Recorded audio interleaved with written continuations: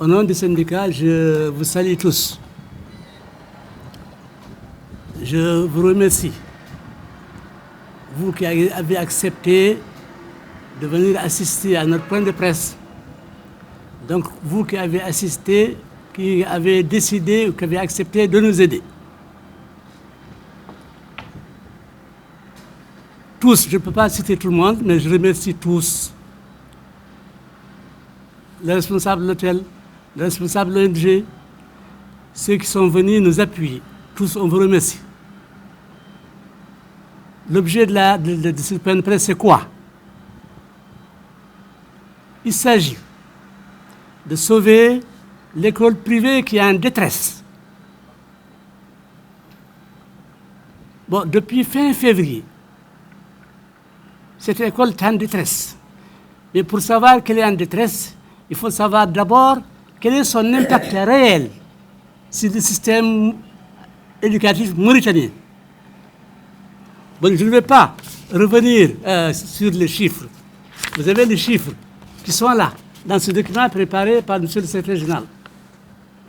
Dans ce document, vous avez l'impact de l'école privée sur les effectifs du public, l'impact de l'école privée sur l'embauche, l'impact de l'école privée sur le personnel en général, que ce soit le personnel administratif, le personnel enseignant permanent ou vacataire, le personnel manutentionnaire. Et il va sans dire aussi l'impact sur la question du logement, la question des locations. Toutes ces charges réunies ne sont pas malheureusement assurées depuis le mois de février. Pourquoi? Parce qu'il y a cette Covid-19 qui est là, qui a arrêté nos activités. L'État a décidé d'arrêter les cours et nous avons respecté cette décision de l'État. Mais depuis le mois de février, nous sommes sans salaire. Quand je dis nous, il s'agit d'abord de tous les enseignants. Il s'agit de tout le personnel administratif. Il s'agit de tout le personnel dans tous les ordres. Il s'agit des locations. Bon, nous sommes à la croisée des chemins.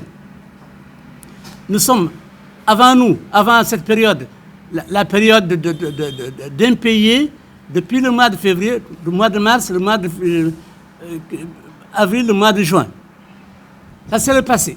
Il s'agit de préparer l'avenir pour l'ouverture.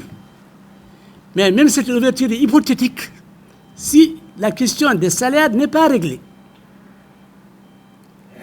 Nous prenons à témoin l'opinion publique nationale et surtout nous prenons à témoin la presse.